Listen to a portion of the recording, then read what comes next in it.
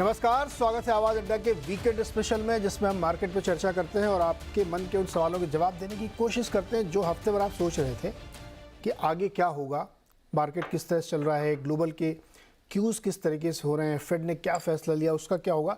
हर वो सवाल जो आपके मन में उठ रहा है उसका जवाब देने की हम कोशिश करते हैं। तो ये हफ्ता भी काफ़ी उतार चढ़ाव वाला रहा, उथल पुथल वाला रहा। कई बार समझ में नहीं आया कि क्या हुआ, लेकिन अमेरिका में एक ऐसी घटना हुई जिसने काफ़ी हद तक कुछ क्लियरेंस देने की कोशिश की है कि फेड की सोच क्या है।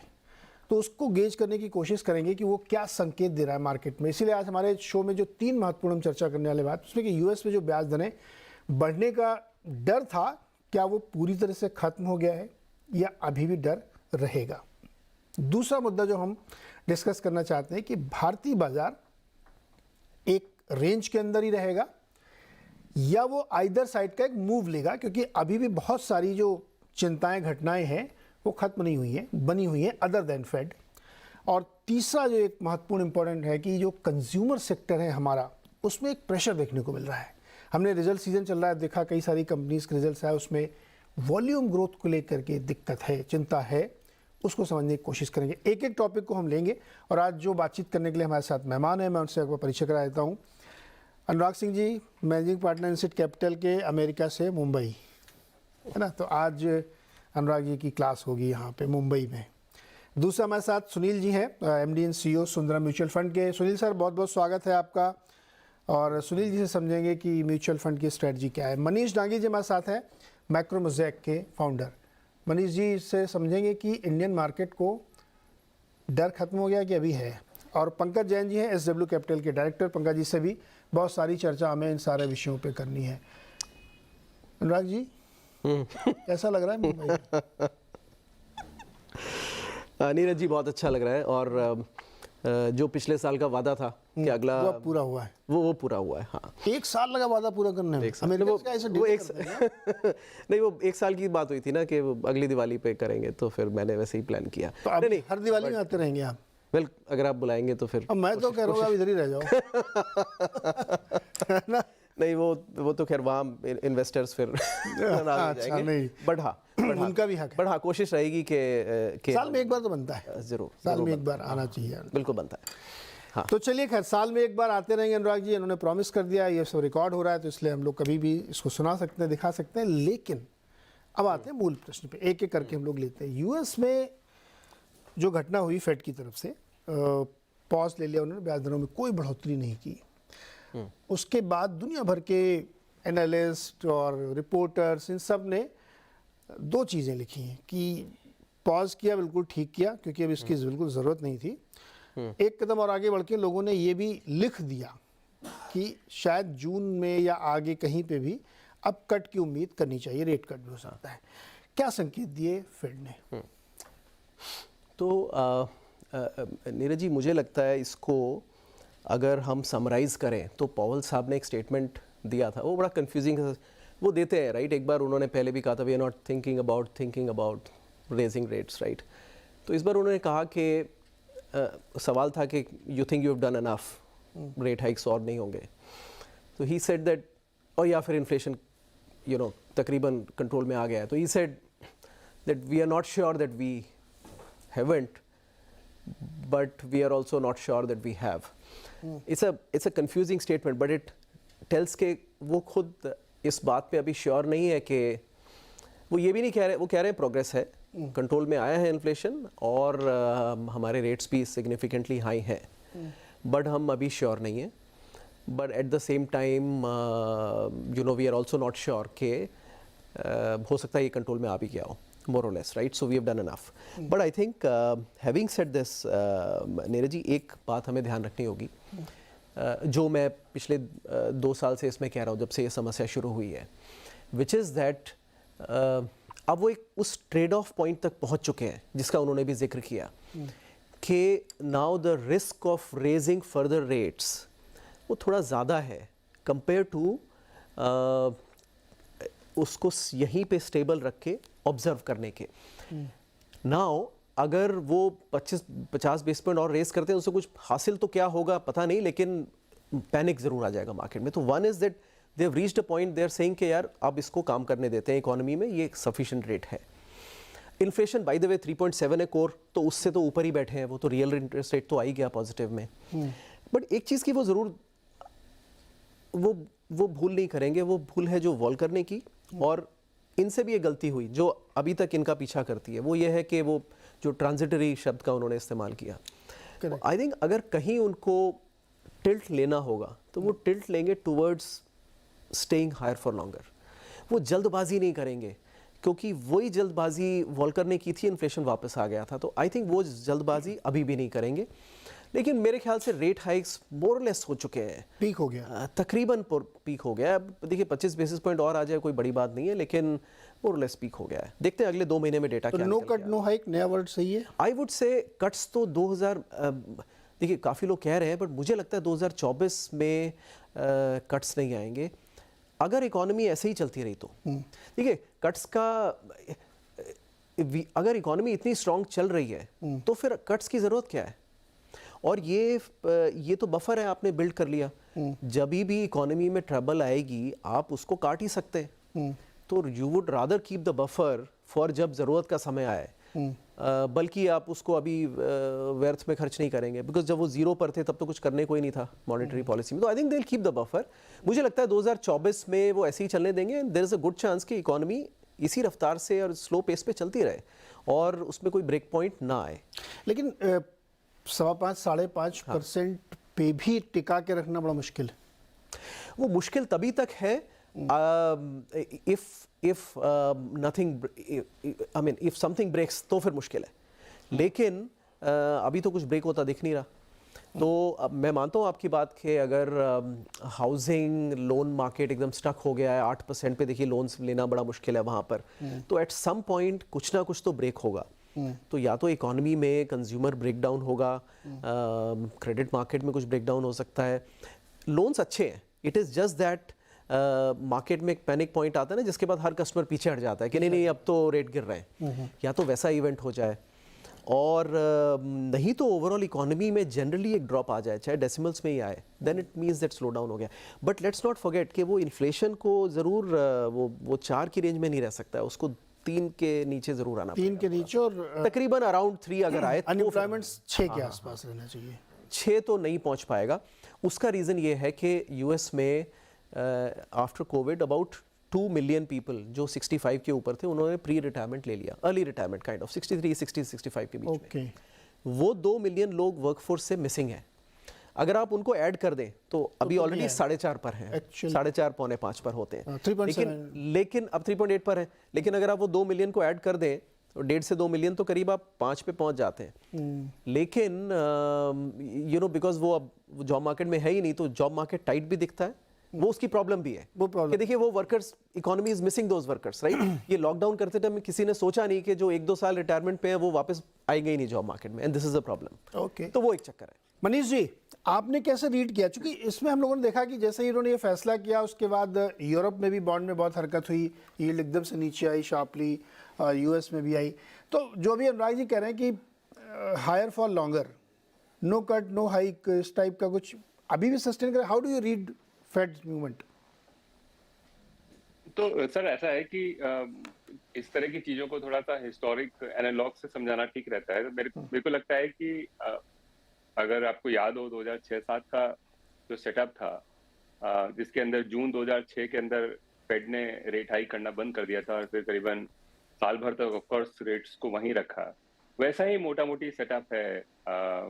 अभी भी कॉर्पोरेट सेक्टर की जो बैलेंस शीट्स हैं वो काफी अच्छी हैं, हाई यील्ड मार्केट्स एकदम ठीक ठाक बिहेव कर रहे हैं, इनफैक्ट हिस्टोरिकल स्प्रेड से बहुत कम है।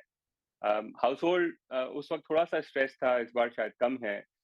तो लेकिन मोटा मोटी ऐसा है कि इन रेटों पे शायद मार्केट फेड रुकेगा अभी 12-13 महीना या फिर 8 महीना, एंड उसके बाद जैसे जुलाई में लास्ट रेट हाइक है, तो मेरा ये है कि जून जुलाई तक ही रुकेगा। और इस हिसाब से मैं मार्केट से एग्री करता हूँ कि तब तक इकोनॉमी में एक सब्सटेंशियल स्लो डाउन आ जाएगा। क्रेडिट इवेंट नहीं होगा, कोई बैलेंस शीट क्राइसिस नहीं है, क्योंकि वहां पर यूएस में वैसे ही जैसे हिंदुस्तान में है कि जो बैलेंस शीट से काफी हील्ड है अभी, हाउस होल्ड की हो या कॉर्पोरेट की हो। लेकिन क्योंकि मॉनेटरी पॉलिसी, एक छोटी सी बात कि मॉनेटरी पॉलिसी एक बहुत बड़ी लैग के साथ ऑपरेट करती है 8, 10, 12 महीने बाद में। तो इस दिवाली पे जो मॉनेटरी पॉलिसी ऑपरेटिव है यूएस में, वो शायद लास्ट ईयर की इंटरेस्ट रेट्स ऑपरेटिव है। जैसे मैंने आपको पहले भी कई बार अपने दर्शकों को बताया है कि अभी भी वहां पे एवरेज आदमी जो है वो मॉर्गेज पे 3.5% का ब्याज दे रहा है। अभी नया मॉर्गेज लेने जाओगे तो 7.5 पे मिलता है, तो क्योंकि वहां पे हमारे जैसा नहीं है, वहां पे 20-30 साल का फिक्स लोन मिल जाता है, तो लोगों ने दबा करके 3.5-4% के ऊपर अपना बोरोइंग किया हुआ था। सिमिलरली जो कॉर्पोरेट हैं वो भी अभी वो भाव दे रहे हैं जो जस्ट कोविड के पहले वाला भाव था, जबकि कूपन और यील्ड जो है वो डबल है अभी। तो इसलिए वो मॉनेटरी पॉलिसी धीरे धीरे इन सब कूपन्स को, मॉर्गेजेस को रिप्राइस करेंगी और धीरे धीरे फिर रिसेशन या फिर स्लो डाउन आएगा। मैं इतना कन्विंस नहीं हूं कि यूएस के अंदर रिसेशन नहीं आएगा जितना अनुराग है, लेकिन मेरा मोटा मोटी व्यू यही है कि जून जुलाई तक हम खींच लेंगे इस बात को और उसके बाद में यूएस के अंदर एक सब्सटेंशियल स्लो डाउन या रिसेशन आने लगेगा और most probably monetary policy easing चालू हो जाएगी। तो ये फ्रेमवर्क मोटा मोटी मेरे ख्याल से लगता है कि 2006-7 का फ्रेमवर्क प्ले आउट होगा यूएस में। तो जून के आसपास आपको लगता है कि एक कट पॉसिबल है? जो मार्केट ने भी प्राइस किया हुआ है, तो मैं कुछ नई बात नहीं कर रहा हूँ, मैं मार्केट से अग्री कर रहा हूँ कि अब क्योंकि इसी ऐसा है कि 5.5% का रेट 20 साल के इतिहास में ऐसा है कि वो ये रेस्ट्रिक्टिव टेरिटरी में आ गया है और काफी ज्यादा रेस्ट्रिक्टिव है। वो क्यों अभी तक हर्ट नहीं कर रहा है, उसका रीजन मैंने आपको बताया है कि जो हाउस होल्ड और कॉर्पोरेट है वो 2-2.5% की इंटरेस्ट रेट के हिसाब से अभी पैसा दे रहे हैं। आप सोचिए कि हिंदुस्तान में अगर 6.5 पौने 7 का अगर रिपो हो जाए, लेकिन आप अभी भी आपकी मॉर्गेज के ऊपर वही भाव पे बैंकों को पैसा दे रहे हो जो साल भर पहले था, तो आपको क्या फर्क पड़ता है? तो वो हालत है यूएस में, क्योंकि वहां का जो फाइनेंशियल स्ट्रक्चर है, बैंकों का स्ट्रक्चर है, लोन्स के स्ट्रक्चर है, तो काफी फिक्स रेट वाले हैं, हमारे जैसा नहीं कि फ्लोटिंग है। तो उसकी वजह से वो ऑपरेटिव ही नहीं है। 5.5% अगर पे ऑपरेटिव होता तो अभी तक तो काफी सब्सटेंशियल रिसेशन आ चुका होता यूएस में, जो अभी नहीं आया है। इंटरेस्टिंग। 2 पॉइंट इसमें अनुराग जी कह रहे हैं कुछ ब्रेक होगा, और उसी बात को मनीष जी आगे बढ़ा रहे हैं कि होगा, क्योंकि आप पिछली पॉलिसी के रेट पर अभी कामकाज कर रहे हैं और जब ये प्ले होना शुरू होगा करंट वाला रेट, तब आपके सामने बड़ी चैलेंज आएंगी। सुनील सर, क्या फिर एक बड़ी समस्या कि अब यूएस में बॉन्ड यील्ड बहुत बढ़ गई है, अब रुक गई हैं और अब आगे कटने की बात भी हो रही है और उसकी डिस्काउंटिंग शुरू हो जाएगी, तो एक समस्या से फुर्सत मिली क्या? बिल्कुल, देखो मैं मनीष जी के साथ हूँ इन टर्म्स ऑफ व्यू कि यूएस में डेफिनेटली स्लो डाउन आएगा। अनुराग जी कह रहे हैं कि नहीं दिख रहा है, मगर 2-3 चीज और है। एक है कि जो 3% के नीचे 30 साल के जो फिक्स्ड रेट लोन है, अनुराग जी से मैं पूछना चाहता हूँ, ये जेन्युइनली 30 साल के लिए फिक्स्ड है या रीप्राइसिंग होते हैं 2-3 साल के बाद? क्योंकि अगर वो चीज है तो डेफिनेटली सडनली आपने 5वां घर खरीदा सस्ते मॉर्गेज से, आपको बढ़ गई रेट सडनली। तो अनुराग जी, क्या ये मैं आपसे क्विकली जानना चाहता हूं कि जेन्युइन 30 साल के लिए फिक्स्ड 2.7 पर भी दिया, क्या उसमें कुछ रीप्राइसिंग का क्लॉज है? आप मुझे बता सकते हैं? No, so it is 100% fixed for 30 years. वो जो 2007-8 की गलती थी वो सिस्टम में दोबारा रिपीट नहीं हुई है। सो ये जेन्युइनली 30 साल के लिए फिक्स्ड है, एंड दैट्स व्हाई दे से कि about 70% of the market lock हो गया है लोअर रेट्स में और फॉर 30 इयर्स। बट क्यों दे रहे हैं? एक तो 30 ईयर बॉन्ड वहाँ पे रेज होता है, तो 30 ईयर बॉन्ड आप रेज करके उसको दे सकते हैं, राइट? वो जो इंडियन मार्केट में नहीं हो पाता, इसलिए it's genuine 30 year fixed. But banks क्यों देते हैं वो? क्योंकि सुनील जी, रियलिटी ये होती है कि लोग 10 साल में तकरीबन अपना हाउस चेंज कर लेते हैं या मूव कर लेते हैं, या समवेयर दे चेंज लोकेशंस, और या फिर घर नया अपग्रेड कर लेते हैं। तो ऑन एन एवरेज 30 साल का लोन मिल रहा है फिक्स्ड, लेकिन अगर आप लोगों से पूछेंगे कि क्या आपने पूरे 30 साल उसको एंजॉय किया, एक्चुअली आंसर इज नो। वो 10 साल बाद फिर नए लोन में फंसे होते हैं। तो ये एक रियलिटी है, इसलिए आई थिंक। आपने कितने में लिया होम लोन? मैं तो सर लोन लेता ही नहीं हूँ, कैश पे एकदम। नहीं, अमीर लोग हैं, मैं लोन नहीं लेता हूँ। सुनील जी देखा आपने, चेक काट दिया, ये लो मकान क्या भाई, रईस लोग हैं। करेक्ट, नो, इसीलिए मैं कह रहा था कि मेरे ख्याल में बैंकिंग के अंदर एक क्राइसिस लूमिंग है, क्योंकि करीबन $400 बिलियन का मार्क टू मार्केट बैंक्स ने नहीं रिकॉग्नाइज किया, हेल्ड टू मैच्योरिटी में रख रहे हैं। तो ये एक बैंकिंग का क्राइसिस है जो बड़े बैंक को छोड़िए, छोटे मोटे बैंक को बहुत अफेक्ट कर सकती है आने वाले दिन में, वो एक रिस्क है यूएस इकोनॉमी के में। सेकंड चीज ये भी है कि क्रेडिट कार्ड के रिवॉल्विंग इंटरेस्ट रेट्स ऑलमोस्ट दुगने से ज्यादा हो चुकी है, फिर भी क्रेडिट कार्ड का रिवॉल्यूशन और भी बढ़ गया है। तो ये मेरे को एक रोड टू हेल है कि जितना भी आपको रोटेशन में है, फिर भी यूएस कंज्यूमर वो क्रेडिट कार्ड को रोटेट करते हुए और भी डिमांड कंज्यूम कर रहा है। तो ये एक बिल्ड पर्सनल साइड में मेरे को एक क्रेडिट क्राइसिस सामने दिख रही है। इसलिए मेरे ख्याल में मैं मनीष जी के साथ हूं कि जून जुलाई तक कुछ डेफिनेटली स्लो डाउन इन चीजों के कारण दिखेगा और फेड को अपना पॉलिसी बैंक बेल आउट के बारे में कुछ सोचना पड़ेगा।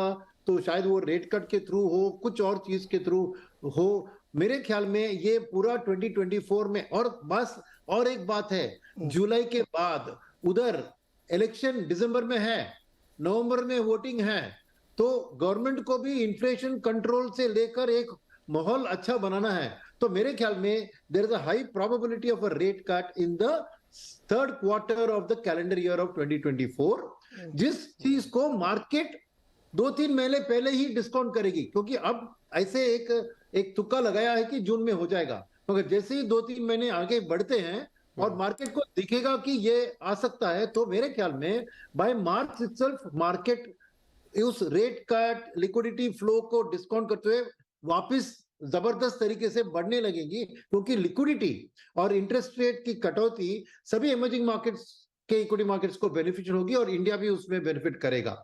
तो मेरे ख्याल में ये जो चीज है कि अब जो रेट की राहत एक मार्केट एक्सपेक्ट कर रही है, वो मेरे ख्याल में एक प्रोबेबिलिटी कि वो होगा थोड़ा बहुत हाई है, क्योंकि मार्केट में बहुत सुन लिया पवेल साहब को इतनी महीनों से कि वो क्या बात करते हैं। अब तक तो वो सच्चाई वहां से समझ सकते हैं। आप एग्री कर रहे हैं 1:2 हो गया है जून में कट के बारे में? नहीं आप अभी ये थोड़ी आप चेक से काट देते हैं, उसके बाद बाकी लोगों के लिए दिक्कत नहीं है। नहीं नहीं देखिए, अच्छा वो जो अपटिक आया है एनपीएज में, वो बड़ा मार्जिनल है। अगर आप उस कर्व को थोड़ा अगर उसको पिछले 3-4 साल में ले जाएं तो इट्स अ मार्जिनल अपटिक, ज़्यादा सिग्निफिकेंट अपटिक नहीं है ऑन एनपीएस है। समझो कार लोन्स पे 0.5% एनपीएस थे तो 1.5 पे पहुंचे, but it's okay. Used car में थोड़ा 6-7% पहुंच गया है, विच इज़, बट वो कंट्रोल भी हो जाता है बिकॉज अब 8% पे कोई ले भी नहीं पा रहा है, और यूज कार तो इट्स हायर देन दैट। तो और क्रेडिट कार्ड का अगर आप नेट एसेट्स देखें जो रिवॉल्व होते हैं, सो अगर आप नॉमिनल टर्म्स में देखें तो जो 2019 में थे उससे 30% ऊपर हैं, but if you see the cost of things on everything in the economy वो वैसे ही 30% अप है। तो उन्होंने nominal basis Sunil ji credit card का भी अभी उतना ज़्यादा नहीं है। आई अंडरस्टैंड एजुकेशन लोन्स अब शुरू हुए हैं तो उससे थोड़ा रिस्क आता है, बट बाइडन साहब का वो जो गिव अवे बड़ा है, हाँ, बट उनका एक गिव अवे भी है बाइडन साहब का एक और, वो ये है कि अगले 1 साल तक अगर वो डिफॉल्ट भी करते हैं या कोई नहीं भी देता है तो वो किसी के क्रेडिट रिपोर्ट पे नहीं जाएगा, इंटरेस्ट एक्रू हो जाएगा शुरू, लेकिन अभी वो डिफॉल्ट में नहीं काउंट होगा। तो कुछ लोग वो पार्टी को एक्सटेंड वो देना पड़ेगा, तो फिर लोग तो 60-60 साल तक एजुकेशन लोग चलाते हैं वहाँ पे। लेकिन एट सम पॉइंट बाइडन साहब ने ये थोड़ा मार्केट में सुर्रा तो छोड़ दिया है कि कभी ना कभी माफ होगा, तो लोग people want to delay it as much as. उधर भी ऐसा होता है कि लोन माफी है। नहीं, ये फर्स्ट ऑफ अ काइंड है, ये वन ऑफ इट्स काइंड है ये, और ये नहीं ये आई थिंक कोर्ट ने सही डिसीजन लिया है। It's a very good decision that they have said कि ऐसे नहीं कर सकते आप, लेकिन कहीं ना कहीं थोड़ा डिस्टॉर्शन है इस चीज़ में, that's why people are delaying. लोग मिनिमम दे रहे हैं, तो उसमें बहुत सारे रास्ते खोले हैं उन्होंने कि यार आप सिर्फ 5% दे दीजिए इनकम का तो चलता रहेगा। लोन वेवर, हाँ नहीं, बट लोन वेवर से हम अगर आगे बढ़े नहीं रहे, आई थिंक जो रेट कट्स की बात है ना, देखिए मैं ये नहीं कह रहा हूँ कि I am saying rate cuts अगर कुछ इवेंट होता है मेजर तो होंगे, लेकिन इस समय कोई हाउसिंग लोन डिफॉल्ट्स वगैरह वो तो नहीं होंगे, because all the loans have gone to very high credit score customers, वो तो होगा नहीं। और इनकम लोगों की चल रही है, as long as employment market tight है, जॉब्स है तो इनकम आ रही है, लोग कर देंगे खर्च। और अब एक और ट्रेंड शुरू हो गया है, जब लोग बड़े खर्चे नहीं कर पा रहे हैं, कार और घर नहीं खरीद पा रहे हैं, तो लोग दूसरे खर्चे ज़्यादा कर रहे हैं, रिटेल में शॉपिंग ट्रेंड्स बढ़ गए हैं। वो तो कितने समय तक करेंगे ये भी क्वेश्चन। मनीष जी आप कुछ ऐड करना चाह रहे थे क्या? नहीं, मैं अनुराग एक छोटा सा आपको इनपुट दूं और शायद आपका व्यू अलग हो उसमें, कि प्राइमरीली हमको क्या है कि हम 20-30 सालों से इस चीज को समझ के और सीख करके मार्केट को एंटिसिपेट करते हैं कि जब भी रिसेशन आएगा तो वो बैलेंस शीट ड्रिवन होगा। शुरुआत जापान से हुई थी, फिर थोड़ा बहुत यूरोप में, यूएस में भी जो 2007 का बड़ा रिसेशन था वो बैलेंस शीट है। तो अगर आपने बहुत ज्यादा डेट लिया हुआ है और अचानक से आप छोटे से स्लो डाउन में भी आप उस डेट को रीपे नहीं कर पाओ तो बड़ी दिक्कतें हो जाती है और फिर डेट डिफ्लेशन भी आ जाता है, बैलेंस शीट रिसेशन भी आ जाता है। या फिर लेकिन जो पास्ट 1980s के पहले जो सारे रिसेशन है, मोटा मोटी सारे रिसेशन जो है वो इनकम रिसेशन थे कि अचानक से पता पड़े कि नहीं हिंदुस्तान के अंदर मेरे पास डेट तो नहीं है लेकिन मॉर्गेज जो है वो एचडीएफसी बैंक अभी 17% पे दे रहा है, तो मैं बोलूंगा यार मुझे नहीं खरीदना कर। तो वो भी एक इनकम, वो जनरली जब इकोनॉमी में हाई इंटरेस्ट की वजह से लोग घर नहीं खरीदेंगे, गाड़ियां नहीं खरीदेंगे, तो इनकम लेवल्स ड्रॉप होंगे, अनएम्प्लॉयमेंट बढ़ेगा और फिर इवेंचुअली रिसेशन आ जाएगा। तो वो जो चैनल था इनकम ड्रिवन रिसेशन, वो पिछले 30 सालों से 25 सालों से मोर और लेस एब्सेंट है ओईसीडी कंट्रीज में। और मेरे को लगता है कि ये जो रिसेशन का टेम्पलेट आने वाला है इस बार, खास करके यूएस में, क्योंकि वहां की बैलेंस शीट इतनी बेहतर है कि आपका मानना सही है कि कुछ टूटेगा नहीं वहां पे, न तो कॉर्पोरेट न शायद हाउस होल्ड। लेकिन क्योंकि चीजें, पैसे का भाव इतना ज्यादा हो गया है तो उससे वजह से एक जनरल टेंडेंसी जो प्रोक्लिविटी है कंज्यूम करने की वो कम हो जाएगी और उसकी वजह से एक स्पाइरल डाउन होगा। और उसका वही रीजन है कि शायद इस बार जो रिसेशन होगा यूएस में वो माइल्डिश होगा, जीएफसी जैसा नहीं होगा, मोर लाइक 90s वाला या 2001 वाला रिसेशन होगा। मेरे को ये छोटा सा इनपुट देना था। नहीं, ये इंटरेस्टिंग इनपुट है। इस पे मैंने जायज है डिस्कस किया था कि 2023 में टिल डेट का जो क्रेडिट ग्रोथ है वो 2% है सिर्फ। हाँ, वीकली डेटा अगर आप फेड का देखिए, हाई फ्रीक्वेंसी डेटा जो देते हैं, तो अब चूंकि 52 हफ्ते का साल होता है और आपके 4-6 हफ्ते सिर्फ बाकी हैं, तो 2% पे अगर क्रेडिट ग्रोथ पहुंच गई, इसका मतलब मैं क्यों लूँ 8% पे? मुझे गाड़ी खरीदनी है टेस्ला, मैं 8% पे लोन नहीं लूंगा। नहीं, तो वो जो मनीष जी कह रहे हैं ना कि हम मतलब बाइंग ही कम होगी आदमी की, तो वो एक नया रिसेशन होगा कि सब माल ही नहीं बिक रहा है क्योंकि इतना महंगा है तो मैं लूंगा ही नहीं, जो हाउसिंग एंड ऑटो में क्लियरली दिख रहा है। अब मेन तो which is why actually Pankaj ji, विद्वानों की राय ये है कि एक समस्या से फुर्सत मिल गई है और जून में तो कट आएगा। मुझे तो ऐसा पक्का लगता है कट आएगा सर, बिना उसके चल नहीं पाई गाड़ी आप लोगों की, हमारी तो चल रही है। अपने यहाँ क्या होगा पंकज जी, कैसा आपको दिख रहा है, एक समस्या खत्म हो रही है? नमस्कार नीरज जी। नीरज जी, जो आप जून में एक बहुत far fetched rate cut US market में आएगा नहीं आएगा जो अटकलें लगा रहे हैं, आई थिंक उससे पहले तो बहुत बड़े इवेंट्स हमारी मार्केट्स में आ जाएंगे। We are almost running into 5 state elections और हमें नहीं भूलना चाहिए अप्रैल मई में जनरल इलेक्शंस होंगे। तो आई थिंक उस समय जून जुलाई में क्या यूएस में रेट कट आएगा नहीं आएगा, आई थिंक दूर दूर तक किसी के जहन में नहीं होगा इंडियन मार्केट्स में। तो उससे पहले ही बहुत बड़े अपीवल मार्केट्स में आ चुके होंगे, न्यूट्रल साइड पे, पॉजिटिव साइड पे, नेगेटिव साइड पे, that is to be scene.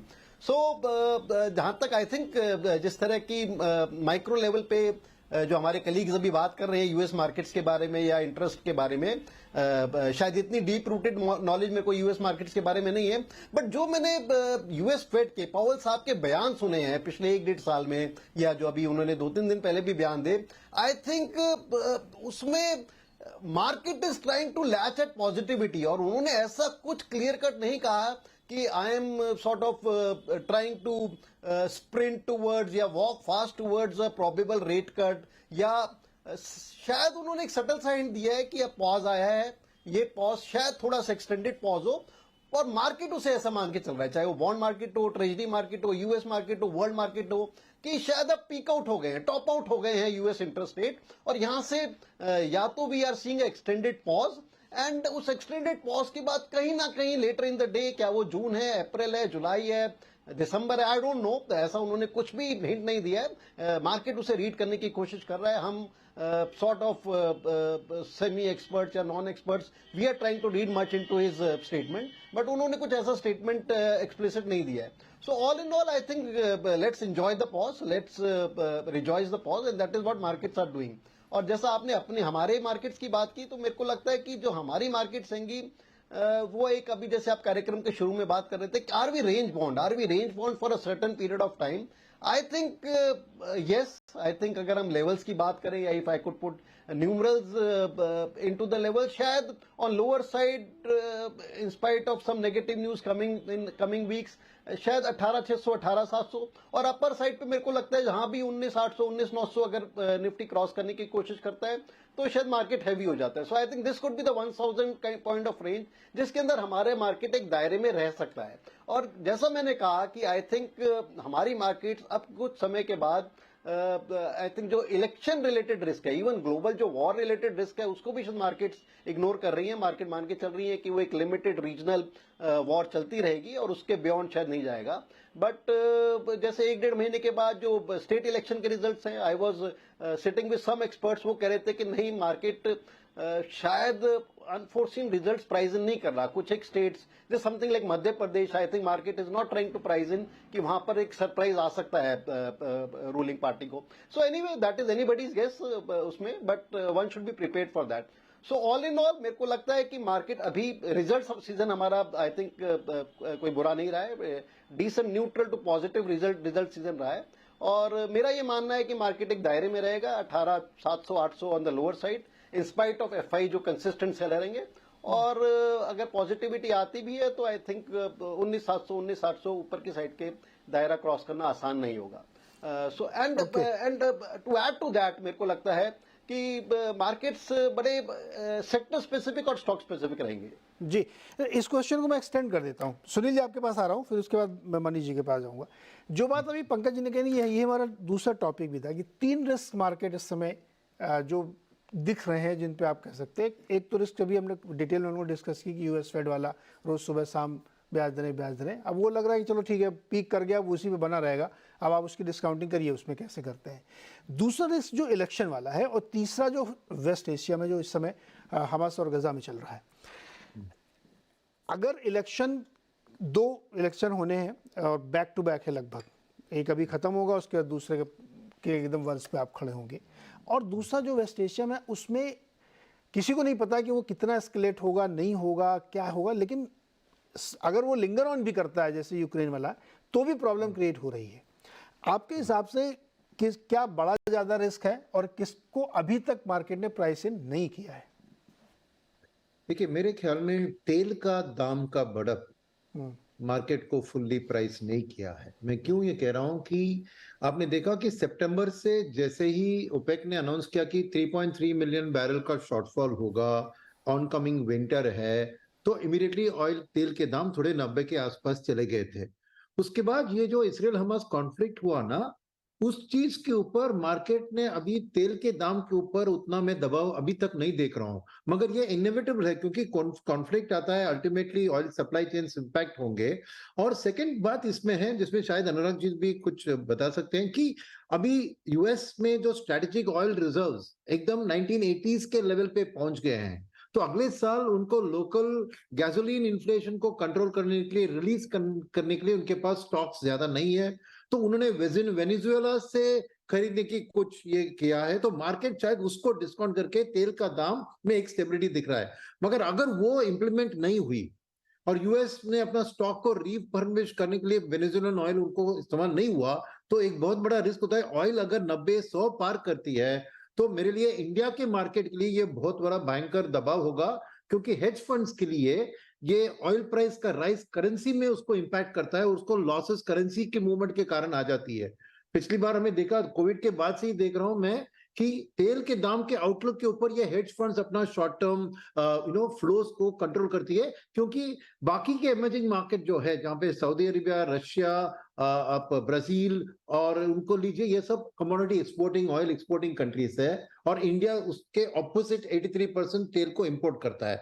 तो सबसे बड़ा मेरा रिस्क जो है, एक पेंडिंग रिस्क जो मार्केट पूरी तरह मेरे के लिए प्राइस नहीं कर रही है, अभी भी एक कंफर्ट जोन में है इन टर्म्स ऑफ दैट, ये तेल का रिस्क है. तो वही मेरे लिए. सेकंड जो बात, दिसंबर 3 को रिजल्ट आनी है, तो 1 महीने की बात है. मेरे ख्याल में जैसे भी वो रिजल्ट जाए ना, मेरे को डाउट नहीं लगता है कि मई इलेक्शन में क्या कोई एनडीए का नेगेटिव अभी तक कोई सोच सामने नहीं है. तो वो वाला रिस्क में अभी मार्केट में कुछ उसमें एक फैक्टरिंग नहीं हो रहा है. राइट। तो खाली मेरे लिए तेल का दाम सबसे इंपॉर्टेंट ट्रैकिंग वाली चीज है इस चीज के ऊपर। क्योंकि अभी इंटरेस्ट रेट, सेकंड चीज ये इंटरेस्ट रेट के बारे में हमने डिस्कस किया, मगर याद रखिए कि एक हेज फंड बोरो करता है, क्योंकि वो मार्जिन ट्रेडिंग की तरह वो अपने पोर्टफोलियो को अगेंस्ट लिवरेज करके कैरी ट्रेड के थ्रू यहाँ इन्वेस्ट करता है। तो ये जो expectation of rate cut market में बिल्ड हो गए, वो हेज फंड्स को कॉन्फिडेंस दिलवाएगी कि उनका short term borrowing floating rate पे ही होता है, कोई फिक्स रेट में नहीं देता है उनको। तो ये जो 6 महीने और 9 महीने का जो हेज फंड्स आउटलुक लेती हैं, उनके लिए ये राहत मिली है। तो वो फ्लोज शायद इंडिया को जो डर था कि अगर एक रेट हाइक प्राइस होता तो उनकी कॉस्ट ऑफ बोरिंग बढ़ती, तो उनका मार्जिन ऑफ सेफ्टी घट जाता। तो ये एक राहत मिला है, तो एक कंफर्टिंग फैक्टर है मेरे लिए from the hedge fund flow perspective. Okay Manish ji, ये जो दोनों पॉइंट है इसको मुझे आपसे भी समझना है।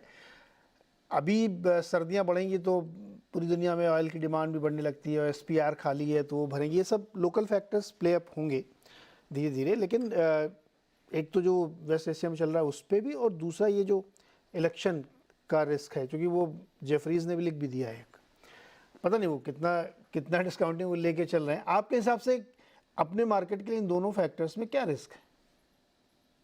मैं आपको 7-8 महीनों से लिख रहा हूँ इस चीज को, ज्यादा 10 महीनों से इलेक्शन पे। तो फाइनली इस बात पे एटलीस्ट एक कॉन्वर्सेशन बिगिन हुआ है। देखिए, इलेक्शन का एक सिंपल एल्गोरिथम होता है, 70-80% इन एंटी इनकम्बेंसी और 20-30% if something unique the government is into, है ना। अगर जैसे यूएस इकोनॉमी अगर रिसेशन में है तो कितना भी फर्स्ट टाइम प्रेसिडेंट भी हारेगा। सिंपल रूल है, 300 सालों में सिर्फ 1 या 2 एक्सेप्शन है 250 सालों में। तो अगर इकोनॉमी हमारी बहुत खराब है, हमारे हिंदुस्तान में क्या है कि जीडीपी इंपॉर्टेंट नहीं होती, इन्फ्लेशन इंपॉर्टेंट होती है। तो अगर इन्फ्लेशन बहुत खराब है तो मतलब राजा हारेगा, और अगर राजा दूसरी या तीसरी बार लड़ रहा है, चौथी बार लड़ रहा है, तो भी हारेगा। तो इसलिए क्या है, अब इसमें क्या सर्टेनिटी नहीं। ऑफकोर्स सामने हमारे पास में डेटा है कि मोदी जी पॉपुलर भी हैं और सामने इतना अच्छा फेस नहीं है शायद अभी तक, लेकिन इतनी निश्चितता होना कि नहीं राजा फिर से आएगा ही, ये गलत है। तो ये मैं आपको 8-10 महीनों से काफी लोगों को जो मेरे दोस्त हैं उनको हाईलाइट करने की कोशिश कर रहा हूँ कि इतना सर्टन नहीं है जितना आप मान रहे हैं, है ना। तो ये इलेक्शन पे मेरा बेसिक व्यू है कि मेरे को लगता है कि 2/3 प्रोबेबिलिटी में अभी भी इसी को असाइन करूंगा कि शायद एनडीए वापस आ जाए 230-240 सीटों के साथ में, और प्लस 30-40 लोगों को इकट्ठा करना पड़ेगा। वो एक बेहतर मैक्रो सेटअप होगा, पॉलिटिकल सेटअप होगा बनिस्बत इसके मार्केट के पॉइंट ऑफ व्यू से। आम जनता के पॉइंट ऑफ व्यू से क्या होगा वो अलग डिस्कशन है, लेकिन अगर ऑल्टरनेट सेटअप आता है 2004 जैसा या मिड 90s जैसा, पोस्ट नरसिम्हा राव जो हुआ था, तो फिर दिक्कत है। क्योंकि वो पॉपुलिज्म वर्सेस प्रॉफिट वाला जो है, सोशलिज्म वर्सेस लिबरलिज्म वाला जो है सेटअप, उसमें आप जब लैटर को चूज करते हो तो दोनों मल्टीपल्स भी रिड्यूस होते हैं और प्रॉफिट मार्जिन भी रिड्यूस होते हैं। तो मेरे ख्याल से वो 25-30%, 40% रिस्क है मार्केट में सरप्राइज की, जो सुनील जी ने बताया कि दिसंबर के अंदर आपको पहला आगाह मिलेगा उसका। तो मैं मोर और लेस सर्टेन हूँ कि एक नेगेटिव न्यूज भी आने वाला है, ठीक है। तो मेरे ख्याल से पहली बार मार्केट ठीक से प्राइस करने लगेगा। देखिए आप है ना, जो मार्केट को ठीक से ऑब्जर्व करते हैं वो देख रहे हैं कि एक्चुअली इंडियन मार्केट का जो इम्पल्स है वो इतना पॉजिटिव नहीं है काफी महीनों से। अब आप पॉजिटिव न्यूज पे भी ठीक से रिएक्ट नहीं कर रहे हैं, जबकि 2022 का सेटअप आप देखिए कि आप कितनी तबाही हो रही थी चारों तरफ, फिर भी हमारी इम्पल्स बहुत पॉजिटिव थी। तो उस दृष्टि से आप देखेंगे तो इलेक्शन जो है वो शायद थोड़ा बहुत प्राइस होने लगा है, और एक सब्सटेंशियल प्राइसिंग मेरे ख्याल से दिसंबर में होगी। इसको इस तरह से मानना कि नहीं इलेक्शंस डोंट मैटर, ये इस तरह का इलेक्शन नहीं है, ये मटेरियल इलेक्शन है, उसके ऊपर अलग डिस्कशन कभी करेंगे। दूसरा मिडिल ईस्ट को लेकर के मेरा व्यू है इतना कि क्योंकि ऑयल का जो लिंकेज है वो स्ट्रेट ऑफ हॉर्मुज से है और ईरान से है, और क्योंकि जिसको अब अमेरिकन एक्सेस ऑफ ईवल बोलते हैं कि चाइनीज बेड़े वहां खड़े हुए हैं स्ट्रेट ऑफ हॉर्मुज को प्रोटेक्ट करने के लिए, और ईरान से एनीवे ऑयल चाइना खरीद रहा है, तो एक बहुत बड़ी रिस्क है नहीं। सब्सटेंशियल एस्केलेशन अगर बहुत हो जाए तो अलग बात है, अदरवाइज बहुत बड़ी रिस्क ऑयल को नहीं है। ऑयल का मोटा मोटी रूल ये है नीरज कि 70-75% का जो ऑयल का मूवमेंट है वो डिमांड से ड्रिवन होता है, और 25-30% जो है वो जब कभी जियोपॉलिटिकल डिसरप्शन, सप्लाई डिसरप्शन हो तो उससे ड्रिवन होता है। तो ये बात सही है कि 25% जो चांस है जहां पर रिस्क एलिवेटेड है, तो वो मैं मानूंगा उस बात को कि वो पॉजिटिव सरप्राइज ऑयल को कर सकता है अपसाइड में। लेकिन क्योंकि हम इस बात को मान रहे हैं कि अब बहुत बड़ा दुनिया का, खास करके OECD जो 50% ऑयल को कंज्यूम करता है, वहां पे सब्सटेंशियल स्लो डाउन हम यूएस पे डिबेट कर रहे हैं कि वहां रिसेशन आएगा नहीं आएगा, स्लो डाउन पे कोई डिबेट नहीं है। और यूरोप के अंदर एक आध छोटी कंट्री को हटाते हैं तो ऑलरेडी रिसेशन में है। चाइना इतना सब कुछ करने के बाद में उनका PMI जो अभी 2-3 दिन पहले नंबर आया था वो काफी डिसअपॉइंटिंग है। तो मोटा मोटी हमारे देश के आसपास के दोष के अलावा जो बहुत सारी दुनिया में है वहां पे ग्रोथ काफी कमजोर है। तो वो 70% डोमिनेट करता है इस डिसीजन को कि ऑयल का इम्पल्स क्या रहेगा। तो मेरे ख्याल से ऑयल को ट्रेड करने के लिए आप सप्लाई के अंदर आपको कुछ नई न्यूज पता पड़े तो बात अलग है, अदरवाइज मेरे ख्याल से मैं कॉशियस रहूंगा। अपसाइड पे नहीं है, शायद ऑयल साल भर बाद में यहाँ से नीचे होगा डिमांड की वजह से।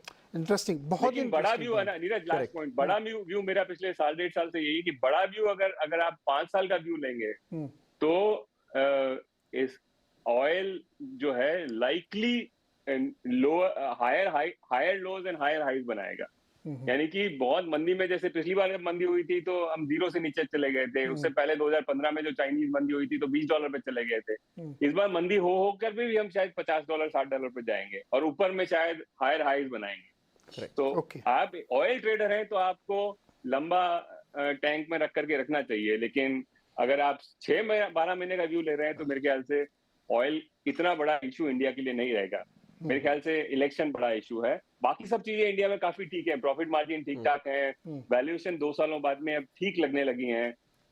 Of course growth relative to rest of the world शायद हम बेहतर होंगे अगले 1 साल के अंदर, क्योंकि हमारे यहाँ इतना स्लो डाउन नहीं होने वाला जितना US यूरोप में हो रहा है। जी, वेरी क्विक कमेंट आपका इस पे, फिर मुझे ब्रेक। सो जो मनीष जी ने कहा और सुनील जी के क्वेश्चन का आंसर भी वही है कि for oil to rise above 100 we need a very bullish economy, जो अभी यूरोपियन यूनियन नहीं दिख रहा है, most notably China slow down में जा रहा है और US उसको स्ट्रेटेजिक ऑयल रिजर्व से बैलेंस कर रहा है। बट एक और पॉइंट ये है कि US is softly overlooking the Iranian flow of and Russian flow of oil into the market, तो उससे कोई सप्लाई डिमांड का मिसमैच नहीं है और ऊपर से ग्लोबल ग्रोथ के कोई टेलविंड्स नज़र नहीं आ रहे, तो इससे ऑयल चेक में है। But it will come back only when the global economy researches, otherwise नहीं। तो ये तो इस बारे में बात हुई ऑयल की। Elections, I think the international market more or less beliefs Neeraj ji के, और इंटरनेशनल प्रिंट मीडिया तकरीबन कह रहा है कि मोदी विल, आई थिंक मैं वो जो बहुत नेगेटिव बातें करते हैं, जो वो चाहते हैं मोदी जी के ना जीते, वो भी अब कह रहे हैं कि वो जीतो जाएंगे। तो I am listening to all the journalist and all, अगर वो भी जैसे होता है ना कि लास्ट अगर वो भी कह रहे हैं जीत जाएंगे तो फिर जीत ही जाएंगे, राइट? तो that's the, so international market is believing that Modi will get a third term and I think it will be kind of good for the markets, right? At least we need a continuity, right? War के बारे में prediction देंगे नहीं नीरज जी को, कि वो अपना analysis होता नहीं है। एक बार हम भूल कर चुके हैं कि वो 3 दिन में खत्म हो जाएगा यूक्रेन वॉर, मैंने भी कह दिया और वो खत्म ही नहीं हो रहा। तो what I have learned is कि जो एनालिसिस खुद का नहीं है उसको वहीं पे रहने दें। नहीं, बिल्कुल सही है। 2 चीज़ें बड़ी इंपॉर्टेंट इस कन्वर्सेशन में निकली कि एक तो इलेक्शन को लाइटली नहीं लीजिए, बहुत मटीरियल इलेक्शन है, ये बात मनीष जी की बिल्कुल सही। Third term is really significant for India. क्या होगा पता नहीं हम लोगों को, लेकिन ये इंपॉर्टेंट है, इसलिए इसको मार्केट को इग्नोर करके चलोगे नहीं कुछ भी नहीं होगा, ये बड़ा है। दूसरा, ऑयल में जो बात मनीष जी ने कही मैं उससे 100% एग्री की, और उसमें मैं एक चीज़ जोड़ना चाहता हूँ, मैं अपनी तरफ से कंट्रीब्यूट कर रहा हूँ कि ऑयल एक ऐसी कमोडिटी है जो सेलर्स तय करता है कि किस प्राइस पे बिकेगी, उसमें बायर का कुछ भी नहीं है। तो मुझे इस पर थोड़ा सा लगता है कि जिस दिन उनको लगेगा कि डिमांड नहीं आ रही है, चाइना की तरफ से नहीं आ रही है या US की तरफ से नहीं आ रही है, रेशेशन की ऐसे, तो वो लोग इसको अपने सप्लाई से कंटेन करेंगे। ये अक्सर मैंने देखा है, हिस्ट्री बताती है कि सऊदी अरबिया और ओपेक वाले ये खेल कर देते हैं। तो ये ओनली कमोडिटी है which is highly political and sellers commodity, इसमें बायर्स की चलती ही नहीं है। मैं जिस भाव में बेचूंगा आपको उसी भाव में लेनी है। तो लेट्स सी, खैर जितना कम रहे ऑयल उतना अच्छा है भारत के लिए, ये तो बहुत बढ़िया बात है। मैं छोटा सा ब्रेक लेता हूँ। ब्रेक के बाद एक इंपॉर्टेंट क्वेश्चन जो मनीष जी ने कही वहीं से बात शुरू होती है कि मोर और लेस रिजल्ट सीजन अच्छा है, लेकिन जो कंज्यूमर कंपनीज हैं उनके मार्जिन अच्छे आ रहे हैं, प्रॉफिटेबिलिटी बढ़ रही है, बट ग्रोथ के ट्रिगर्स नहीं दिख रहे हैं, वॉल्यूम ग्रोथ नहीं दिख रही है। क्या है उसका खेल? ब्रेक के बाद समझेंगे। कर रहे थे कि कई सारी जो प्रॉब्लम्स थी उसमें से क्या सॉल्व हो गई और क्या अभी भी मार्केट के दिमाग में चल रही है। तो हमने बातचीत की जियोपॉलिटिकल टेंशन की क्या है, यूएस फेड को लेकर के क्या है, इंडियन मार्केट उसको कैसे रीड कर रहा है। एक और रिजल्ट सीजन हमारा चल रहा है, उसमें बहुत सारी कंज्यूमर कंपनीज के रिजल्ट्स आए। तो अभी चर्चा में एक पॉइंट ये आया जहाँ पे मनीष जी ने ऐड किया कि कमो बेस्ट मोटा मोटी हमारे रिजल्ट सीजन ठीक जा रहे हैं, और ये सही भी है। लेकिन एक सेक्टर है जहाँ पे थोड़े चिंता की बातें दिख रही हैं, जैसे कंज्यूमर सेक्टर है, उसमें आप देखिए तो वॉल्यूम ग्रोथ बड़ी दिक्कत में है। वो पेंट कंपनी को देखिए, एफएमसीजी कंपनी को देखिए, या गाड़ियों में जो 100 सीसी है उसके आसपास की गाड़ियों की बिक्री में भी देखिए, वहाँ पे जो पिछले कुछ समय से प्रॉब्लम चली तो वो अभी भी रिवाइव हो नहीं रही है। वो एक प्रॉब्लम है। कमोडिटी प्राइसेस कोलैप्स हुए इसलिए प्रॉफिटेबिलिटी दिख रही है, मार्जिन इंप्रूव दिख रहे हैं, लेकिन ये एक चिंता की बात है। या फिर एक बहुत छोटा सा एग्जांपल मैं आपको देता हूँ कि टाइटन ने एक दुकान खोली है जहाँ पे मिनिमम 10 लाख रुपए का कोई एक आइटम मिलेगा, 10 लाख एंड अबव। अब ये क्या है? ये इस तरीके के जो शोरूम्स खुल रहे हैं या बड़ी महंगी 25, 30, 40 लाख से ऊपर की गाड़ियाँ सबसे ज़्यादा बिक रही हैं, के शेप विद इन के एक और बन रहा है वहाँ पे, ये क्या दिखाता है? मनीष जी आप ही बताइए पहले, ये क्या एक कंसर्न है हमारे लिए? देखिए, एक बहुत सिंपल फ्रेमवर्क कंज्यूमर कंपनीज के लिए या जनरल कंजम्पशन ग्रोथ के लिए हिंदुस्तान में ये है कि वेज ग्रोथ क्या है। वेज ग्रोथ को आप दो पार्ट में बांट सकते हैं, रूरल वेज ग्रोथ और urban wage growth. Rural wage growth जो है वो गवर्नमेंट को डेटा इकट्ठा करता है, हमेशा उसको रियल वेज ग्रोथ के दृष्टिकोण से देखना चाहिए कि आप इन्फ्लेशन से ऊपर कितना कमा रहे हैं। तो अब दिक्कत क्या है कि पिछले 5 सालों में और इवन लास्ट 1 साल के अंदर रूरल वेज ग्रोथ जो है वो काफी डिप्रेस्ड रही है और अभी नेगेटिव है पिछले साल 1.5 साल से। तो जो काफी सारी रिकवरी चारों तरफ दिखती है वो रूरल एरिया में नहीं है, क्योंकि वहां का जो दो मेन सोर्स इनकम के हैं, एक तो एमएसपी बढ़ने से फार्म प्रोड्यूस के प्राइस बढ़ना, या फिर वेज ग्रोथ होना। जब आप काफी लोगों को अपने फार्म पे अगर कुछ काम देते हो तो आप लैंडलेस लेबर को काम देते हो तो उनकी वेज ग्रोथ होती है। तो वो जब पैसा बनाते हैं नेट, वो जाकर के कोलगेट, पेप्सोडेंट खरीदते हैं, ब्रश खरीदते हैं, शैम्पू खरीदते हैं। तो एक रीजन ये है कि रूरल वेज ग्रोथ जो है वो काफी समय से डिप्रेस्ड है। वो आपका एक्सप्रेस कर रहा है टू व्हीलर सेल्स के अंदर कि वो काफी एनेमिक है। जो काफी सारी कंज्यूमर नॉन ड्यूरेबल कंपनीज है उनका रिकवरी कभी आया ही नहीं, क्योंकि वहां पे वो बहुत बड़ा तबका है जो इन लोगों को इंक्रीमेंटली खरीदता है, इन प्रोडक्ट्स को खरीदता है। नाउ 2021 और 22 के अंदर दूसरा जो पार्ट है वेज ग्रोथ का है अर्बन वेज ग्रोथ, वो काफी अच्छा था। उसका रीजन ये था, ऑफकोर्स आईटी कंपनियां करीबन 30-40% जो वेजेस हैं वो आईटी कंपनियां देती हैं, वो काफी तेजी से बढ़ा था। लेकिन वहां पे अब बहुत बड़ा स्लो डाउन आ गया है। अब देखिए, आप लोगों ने देखा होगा कि जब काफी सारी जो इंडियन टेक कंपनीज हैं वो एक्चुअली हायर ही नहीं किया उन्होंने इस साल लोगों को। जो टोटल वेज ग्रोथ भी है वो काफी कम है। तो क्योंकि एक फाइनेंस को छोड़ दें तो बाकी जो दूसरा जो कॉम्प्लेक्स है वेजेस का अर्बन वेज के लिए, वहां पे भी थोड़ा सा डिसमल डेटा है। तो दोनों को इकट्ठा करके देखें, जो वेज ग्रोथ है वही तो आपकी और मेरी जो कमाई है उसी को तो हम जाकर के एज ए कंज्यूमर कंज्यूम करते हैं। अगर नहीं होगा तो फिर हम कंजम्पशन कैसे करेंगे? तो आप लोग ऐसा सोच सकते हैं कि लेकिन फिर क्रेडिट क्यों बढ़ रहा है? इंडिया में क्रेडिट जो है वो मॉर्गेज का और फाइनली हाउसिंग का प्रॉक्सी है। तो आप क्रेडिट जनरली इंडिया के अंदर, हालांकि बहुत लोग पर्सनल लोन भी लेते हैं, लेकिन जो रिलेशन है वो हाउसिंग से है, तो वो ठीक कर रहा है। क्योंकि लेंडिंग स्टैंडर्ड्स लूज हैं, एचडीएफसी बैंक, आईसीआईसीआई बैंक दबा करके अभी भी सस्ते भाव पर रिलेटिवली पैसा दे रहा है और लोग ले रहे हैं और घर खरीद रहे हैं। लेकिन वेज ग्रोथ जिसका प्रॉक्सी है वहां पे माहौल अच्छा नहीं है। तो अगर आप ऊपर से समझें तो मेरे ख्याल से ये रीजन है। और यही इलेक्शन से रिलेटेड भी एक छोटी सी बात बता दूं कि नरेंद्र मोदी गवर्नमेंट का जो सबसे बड़ा प्लस है, जो जिसकी वजह से हम लोग मार्केट वाले उनको बहुत पसंद करते हैं, कि उन्होंने अपना मैक्रो बहुत अच्छा मैनेज किया है, खास करके इन्फ्लेशन बहुत अच्छे से मैनेज किया है। लेकिन उसका कॉस्ट क्या है? कॉस्ट ये है कि एमएसपी राइज हिंदुस्तान के अंदर पिछले 10 सालों में 5% के एवरेज से ही हुआ है, जो बहुत कम हुआ है। रियल टर्म्स के अंदर रूरल वेज ग्रोथ बहुत डिप्रेस रहे हैं और उसकी वजह से एक बहुत बड़ा टर्म ऑफ ट्रेड ट्रांसफर हुआ है जो वेजेस से प्रॉफिट में हुआ है। उसी वजह से उनकी पॉपुलैरिटी को शायद डेंट लग सकता है। एक मैक्रो जो पॉजिटिव ट्विस्ट दिया वो एक पॉपुलर लेवल के ऊपर उनको रिलेटिवली अनपॉपुलर बना सकता है, economically speaking. Correct. Pankaj ji, जब आप लोग स्टॉक सिलेक्शन करते हैं तो क्या ये वाला फैक्टर आप लोगों के जहन में आता है कि कंजम्पशन ड्रिवन जो कंपनीज हैं मासेस वाली, उनमें अभी वैसी ग्रोथ नहीं है? आप नाम कर ले सकते हैं कि HUL की क्या है, पिछले 2-3 साल से वो स्टॉक कहाँ चला है, या इवन ब्रिटानिया को देखिए आप, क्या क्या वॉल्यूम ग्रोथ ही नहीं है उसमें, प्राइस राइज है, या गेहूं सस्ता हो गया तो आपके मार्जिन बन गए, इस तरह की चीजें दिख रही है। तो आप लोग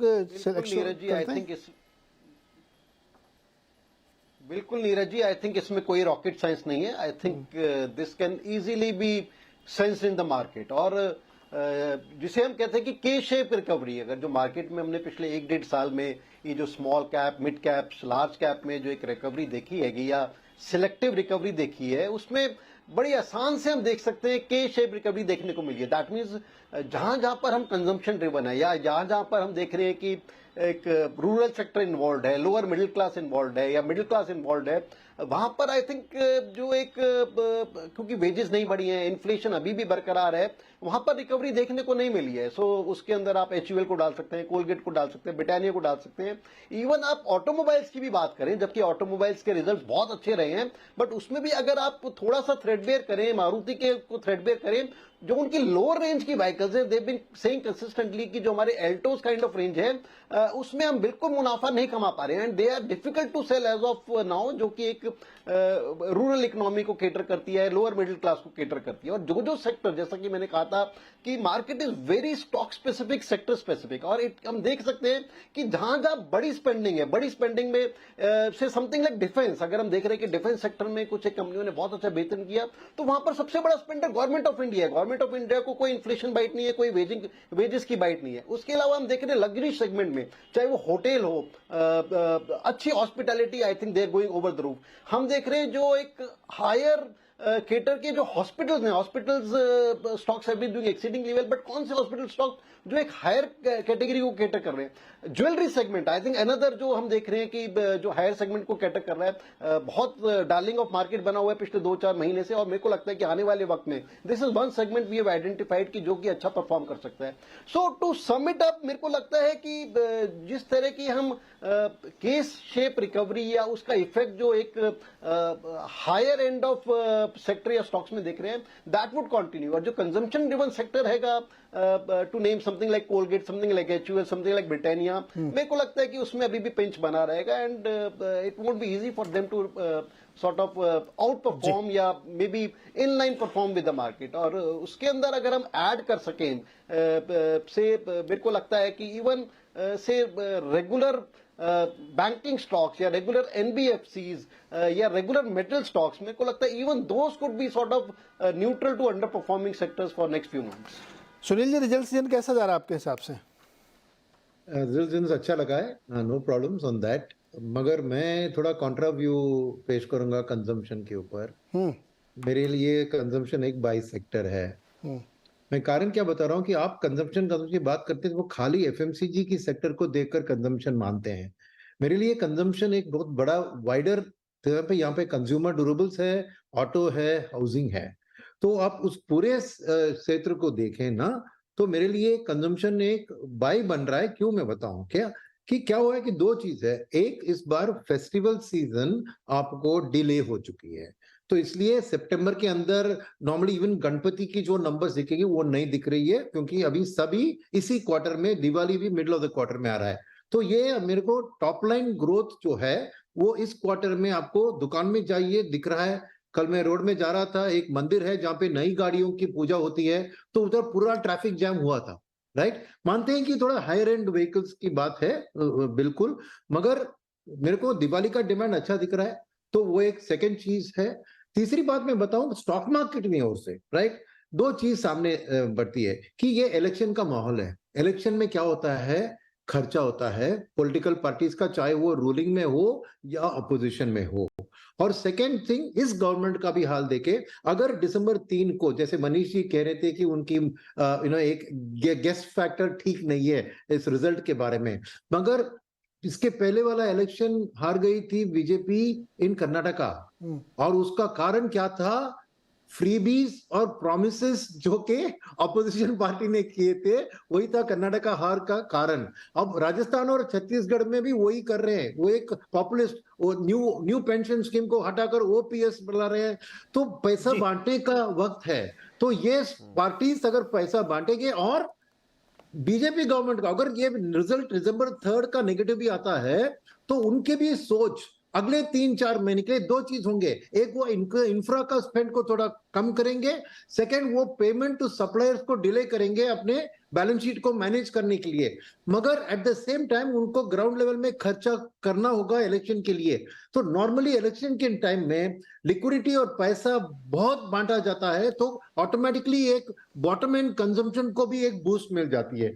और फाइनल पॉइंट क्यों मैं थोड़ा पॉजिटिव हूं कि पिछले साल 1.5 साल में फ्लोस की अलोकेशन उम्मीद से ज्यादा, हक से ज्यादा इंफ्रा डिफेंस सेक्टर के ऊपर चली गई है, क्योंकि उनका मानना है कि इंडिया में कैपेक्स साइकिल बहुत जबरदस्त चलेगा। तो इंक्रीमेंटल अलोकेशन उस तरफ चली गई at the cost of consumption. Ultimately zero sum game है। तो मेरे को कंजम्पशन सेक्टर के लिए उतना पैसा नहीं आया जितना उसका हक था। और इंफ्रा डिफेंस में अभी उसमें प्रॉब्लम क्या है मेरे को, वो कि वहां आएगा। पे पूरे सेक्टर इंफ्रा को ऊपर लेके गए हैं, मगर ऑर्डर बुक के हिसाब से एक्सपेक्टेड ऑर्डर बुक, अब प्राइवेट सेक्टर का कैपेक्स उतना जोर से नहीं बढ़ रहा है, डिले हो रहा है, खाली गवर्नमेंट का कैपेक्स है। तो ये ऑर्डर बुक के एक्सपेक्टेशन के ऊपर जो वैल्यूएशन बढ़ी है, थोड़ी करेक्शन उसमें आएगी। मेरे पास समय एकदम नहीं, मेरे को 10 सेकंड में आपसे एक सेकंड में। पिंच ऑफ सॉल्ट लेना है। मुंबई में होटल आपको सस्ता मिल गया होगा आपने तो वो दुखती नब्ज पे हाथ रख दिया। क्या अमेरिका वाले लोग हैं, डॉलर में कमा रहे हैं है ना। सर वो डॉलर में यहाँ के जो होटल रेट्स है वो लंदन, न्यूयॉर्क, शिकागो से मैच कर रहे हैं, आगे भाग रहे हैं, आगे भाग रहे हैं। समझ लीजिए कंजम्पशन कैसा चल तो रहा है। कंजम्पशन है। बाकी ग्लोबली ये फिनोमेना है कि गुड्स की थोड़ी डिमांड कम, फ्लैट रही है और सर्विसेज की तरफ बढ़ रही है। तो थोड़ा ये भी है, इसको लॉन्ग टर्म में देखना होगा। परफेक्ट। तो ये है आज की पूरी चर्चा का एक लबोलुआब कि किस तरीके से इकोनॉमी हमारी बड़े बड़े कंसर्न्स को डिस्काउंटिंग दे रही है, अपने अंदर ले रही है। और बहुत दिलचस्प चर्चा पॉलिटिकल भी हुई थोड़ी सी, मुझे लग रहा था कि इस पर कम होगी, लेकिन हमारे मार्केट पर्सन ने इस पर काफ़ी अच्छी चर्चा की, काफ़ी हुई है। मैं तो चाहूँगा कि सारे लोग आगे एक दिन पॉलिटिकल चर्चा करें, मार्केट वाले लोग राजनीति पे बात करें। तो उम्मीद करते हैं कि ये सारी चर्चा आपको अच्छी लगेगी, बहुत सारे सवाल आपके सॉल्व हुए होंगे। अगले हफ्ते हम लोग फिर बैठेंगे, फिर बहुत सारे इश्यूज़ हमारे जो दिमाग में चलेंगे उनके जवाब लेने की कोशिश करेंगे। बहुत बहुत शुक्रिया सर हमारे साथ जुड़ने के लिए। अपना ध्यान रखिए, अपनों का ध्यान रखिए और अपनी हेल्थ का ज़रूर ध्यान रखिए। बहुत बहुत शुक्रिया।